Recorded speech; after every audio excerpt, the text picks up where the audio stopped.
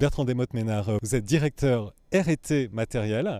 Qu'apporte précisément l'Institut Carnot C3S au développement de vos recherches? Eh bien, écoutez, l'Institut C3S, je crois que pour nous, d'abord, c'est le regroupement des forces de Centrale et de Supélec. Et Centrale et Supélec sont deux écoles qui ont une intimité très, très ancienne avec le groupe.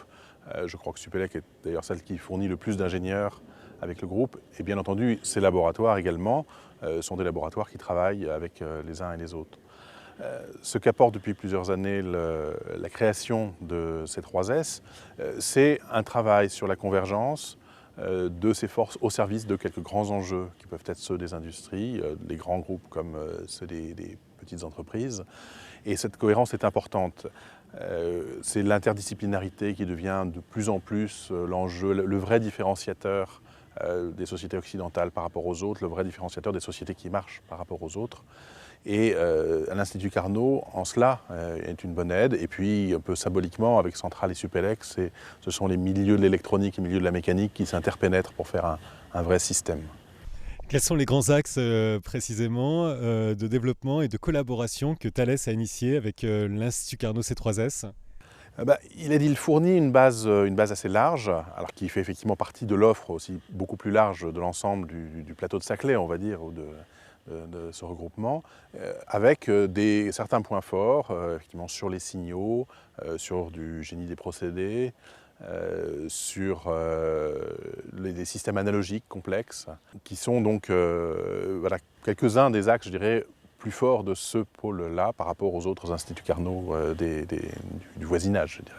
Thales, donc en supplément de son implication, je dirais, thème par thème, dans des antennes directives, dans des architectures de traitement de signal, a plus particulièrement travaillé sur une chaire qui va bientôt se monter, sur les systèmes analogiques complexes. Parce que nous pensons et nous le sentons, qu'une nouvelle génération d'ingénieurs doit venir très bientôt pour remplacer d'anciens qui ont une expérience accumulée phénoménale, et pour s'adresser à ces systèmes qui marient souvent des signaux électriques, de la mécanique, de l'asservissement, de la thermique, et qui sont des sujets extrêmement imbriqués, passionnants, qui font la performance, en tout cas souvent une performance clé de nos systèmes, et pour lequel le système d'enseignement de recherche français ne produisait pas exactement des gens tout de suite prêts, alors que nos besoins sont très très importants. Est-ce que par ailleurs vous bénéficiez du dispositif CIFRE, notamment en collaboration avec l'Institut Carnot C3S? Alors le dispositif CIFRE est un dispositif que nous aimons particulièrement. Je crois que sur plus d'une centaine de thésards qui travaillent avec le groupe Thales, c'est au moins les 2/3, sinon plus, qui sont en contrat CIFRE, donc je pense de l'ordre de 80, mettons. Et sur cet élément-là, donc 7-8 à peu près sont vers C3S, je n'ai pas les chiffres précis. Et donc le CIFRE, effectivement, nous plaît beaucoup car il est une façon d'avoir aussi le thésard dans nos effectifs. Il se sent déjà un petit peu du groupe. Nous nous sentons aussi beaucoup plus responsables de lui.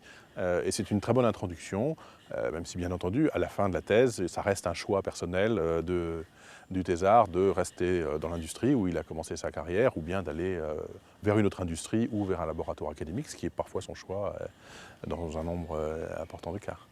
Alors bien sûr, Thales collabore avec différents laboratoires. Quelle garantie vous apporte la collaboration avec l'Institut Carnot C3S? Ce qu'amène un Institut Carnot, c'est une réflexion pensée sur où va la recherche en termes de valorisation, et simultanément, pour du très long terme, où placer le ressourcement dans la terminologie du Carnot. Et ce, dans un débat avec l'industrie. Donc c'est savoir que d'une part des équipes sont motivées pour travailler avec nous au niveau industriel, mais aussi, et je crois que c'est aussi très important, la capacité pour nous de redonner des défis à très très long terme, qui sont les défis qu'ils auront peut-être dans 10 ans, mais 10 ans est presque demain pour un groupe comme nous, et pour lequel il faut que d'ores et déjà la recherche amont se mobilise à travers donc, les programmes de ressourcement d'un Institut Carnot.